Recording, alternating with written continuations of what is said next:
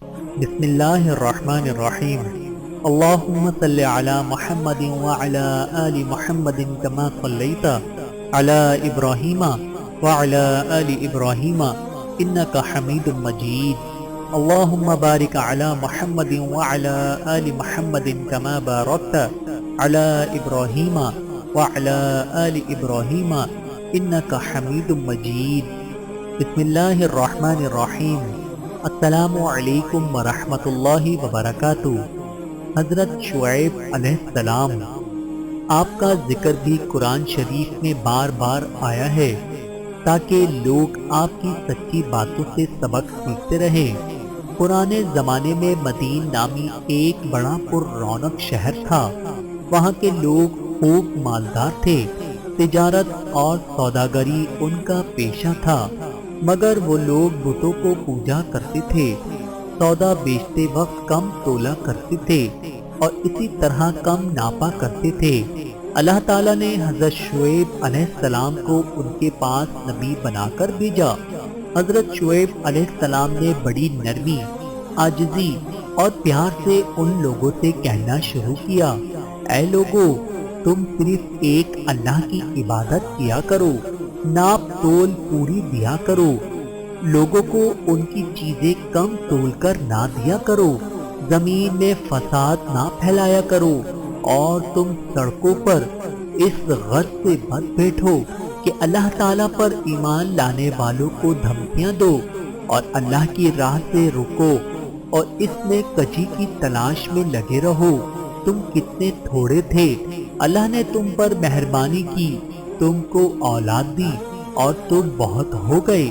دیکھو، فساد کا نتیجہ ہمیشہ برا ہوتا ہے۔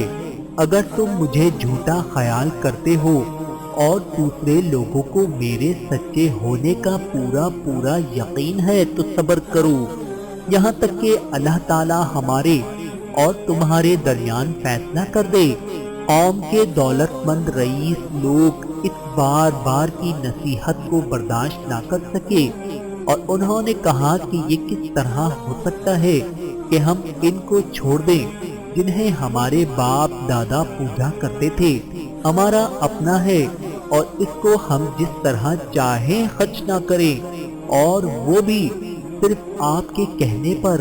اور آپ ایسے سچے نیک کہاں سے بن گئے؟ کیا آپ کی نماز ایسی ہی باتوں کا حکم دیتی ہے؟ آپ جھوٹے ہیں، آپ پر کسی نے جادو کر دیا ہے۔ اگر سچے ہو تو آسمان سے ہم پر پتھر برساؤ۔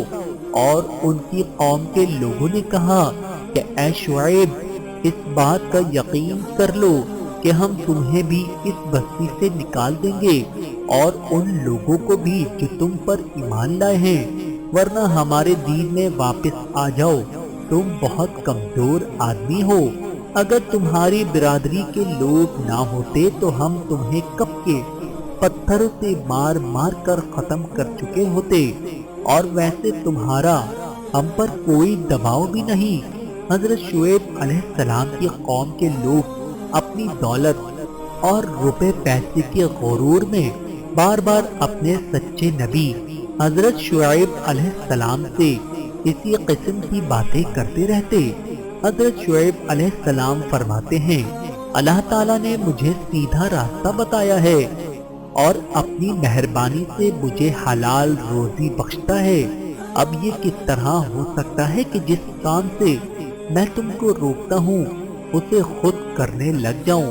میں تو صرف تم لوگوں کو درست کرنا چاہتا ہوں اور صرف اللہ پر بھروسہ رکھتا ہوں۔ تم لوگ میری ضد میں آ کر ایسا گناہ نہ کر بیٹھنا کہ تم پر عذاب اتر آئے جیسا کہ تم سے پہلے لوگوں پر آ چکا ہے، بلکہ تم اپنے گناہوں کی معافی مانگو اور آگے کے لیے اسی کے حضور میں توبہ کرو۔ تم نے اللہ کو بالکل بھلا دیا ہے۔ کیا تم میری برادری سے زیادہ ڈرتے ہو اور اللہ کا خوف تمہارے دلوں سے اٹھ گیا ہے؟ میں نے اپنا فرض ادا کر دیا۔ اگر تم نہیں جانتے تو چند روز کے بعد تمہیں معلوم ہو جائے گا جھوٹا کون ہے اور کس پر اللہ کا عذاب اترتا ہے۔ آخر اللہ کا عذاب آ گیا۔ شعیب علیہ السلام اور ایمان والے تو بچ گئے، اور جو لوگ اللہ کی نافرمانی کرتے تھے وہ اپنے گھروں میں بیٹھے کے بیٹھے رہ گئے اور ایسے برباد ہوئے کہ گویا ان مکانوں میں کبھی بسے ہی نہ تھے۔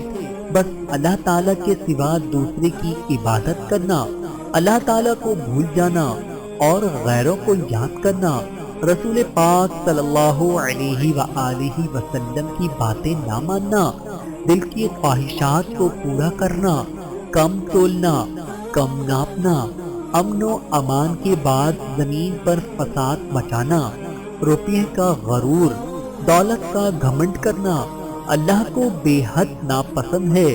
جو لوگ ایسا کرتے ہیں اور توبہ نہیں کرتے، صحیح راہ اختیار نہیں کرتے، آخرکار ایک دن ضرور سزا پائیں گے اور نقصان اٹھائیں گے۔ تو آئیے ہم سب مل کر عہد کریں کہ اللہ تعالیٰ کے سوا کسی کی عبادت نہ کریں گے اور کبھی نہ کم تولیں گے، نہ کم ناپیں گے، غرور نہ کریں گے اور کسی کا مال بےمانی سے نہ کھائیں گے، اور اگر ہم نے ایسا کیا تو ہمارا حشر بھی حضرت شعیب علیہ السلام کی قوم جیسا ہو جائے گا۔ اللہ ہم سب کو محفوظ رکھے، آمین ثم آمین۔